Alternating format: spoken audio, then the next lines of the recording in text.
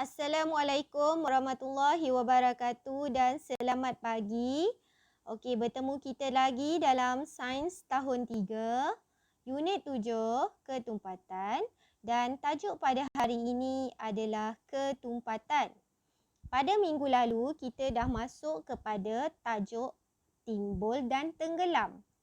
Okey, jadi pada hari ini kita akan sambung lagi dalam Unit 7 ini iaitu ketumpatan. Okey. Ketumpatan. Apakah ketumpatan? Okey, timbul atau tenggelam sesuatu objek adalah berkaitan dengan ketumpatan tersebut terhadap ketumpatan air. Okey, kalau tengok dekat dalam gambar ini, ada dua objek yang diberi iaitu span dan juga sabun. Okey, span dan juga sabun. Apakah perbezaan di antara span dan sabun ini? Okey, span, okey. Kalau kita tengok dekat sini, span mempunyai banyak rongga udara dan sabun tidak mempunyai rongga-rongga udara.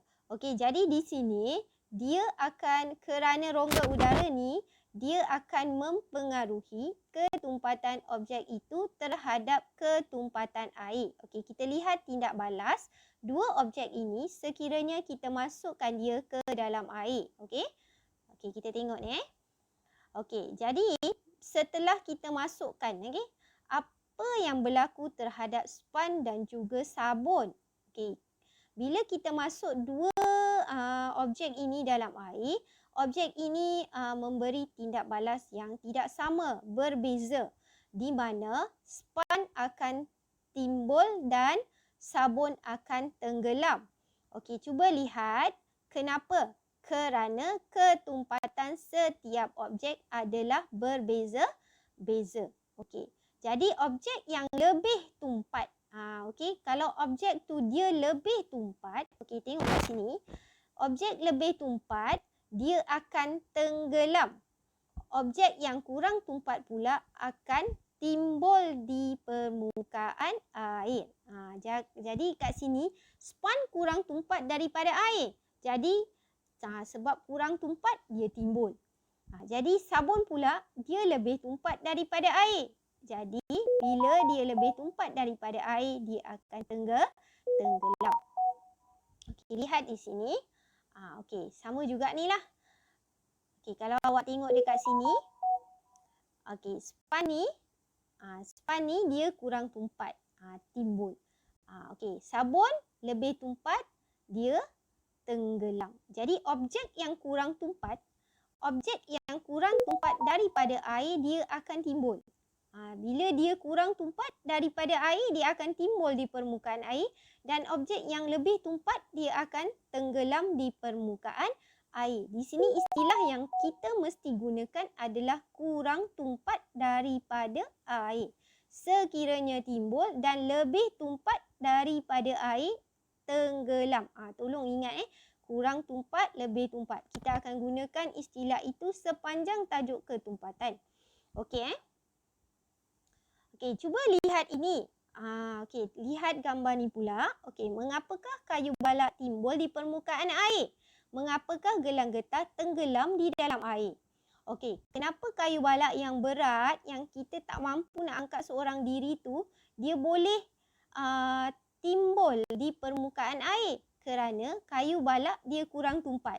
Bukan sebab dia berat, tapi sebab dia kurang tumpat. Biasanya kalau kita fikirkan sebelum ni, bila berat je dia tenggelam dalam air. Tidak, sebenarnya dia tak bergantung kepada berat ataupun ringan sesuatu objek, tetapi dia bergantung kepada ketumpatan.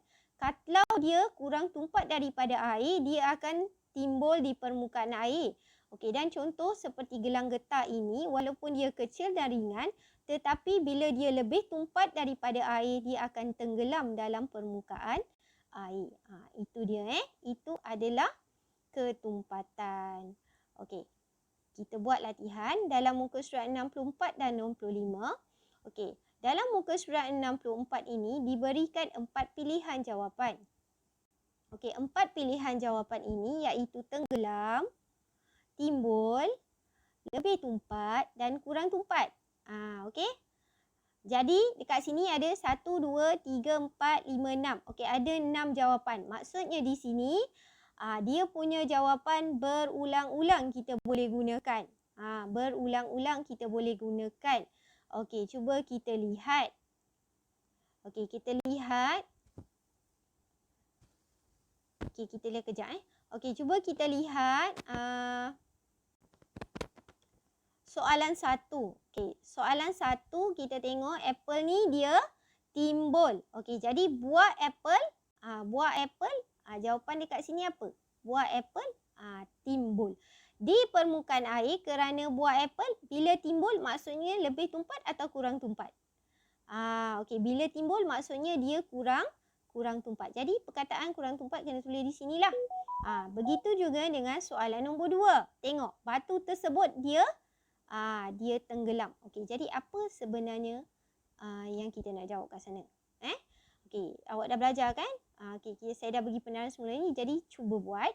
Okey, kemudian kalau tengok gambar yang ketiga, okey, tadi kita tengok objek-objek peperjalkan. Okey, sekarang ni dia berikan awak contoh minyak masak, dia berikan awak soalan minyak masak dan juga air.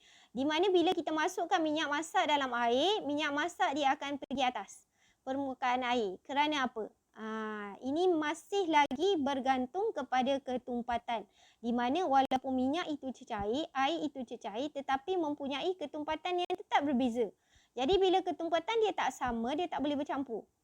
Okey, jadi minyak masak bila dia timbul, maksudnya dia ada kat atas, maksudnya dia timbul. Jadi jawapannya di sini timbul lah. Okey. Okey, jadi kamu jawab soalan ini. Setelah tu kamu pergi muka surat 65. Okey, dalam muka surat 65 ni, okey, ada 2 biji buah. Okey, satu buah P, satu buah Q. Nama dia buah P dan buah Q. Jadi jawapan dia buah P dan buah Q lah kita kena tulis. Okey, mengapakah? Okey, soalan 1, mengapakah buah P tidak tenggelam dalam air? Sebab apa? Bila benda tak tenggelam maksudnya dia kurang tumpat. Jadi bagaimana nak tulis ayat tu? Jadi awak kena tuliskan ayat tu kurang tumpat daripada. Apa yang kurang tumpat daripada? Buah P. Okey, jadi buah P kurang tumpat daripada air. Kita banding bezakan dengan ketumpatan air. Okey, kemudian nombor 2. Ini dia suruh bandingkan ketumpatan antara buah P dan buah Q.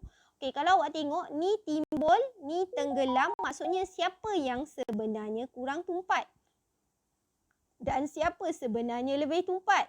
Kalau yang buah P timbul, maksudnya dia kurang tumpat lah. Buah Q tenggelam, dia lebih tumpat lah. Jadi apa ayat yang patut kita buat di sini? Okey, kalau awak letak buah P, maksudnya buah P kurang tumpat daripada buah Q. Itu jawapan kalau kamu letak buah P kat depan. Maksudnya kita banding bezakan. Tapi kalau kita letakkan buah Q, maksudnya buah Q lebih tumpat.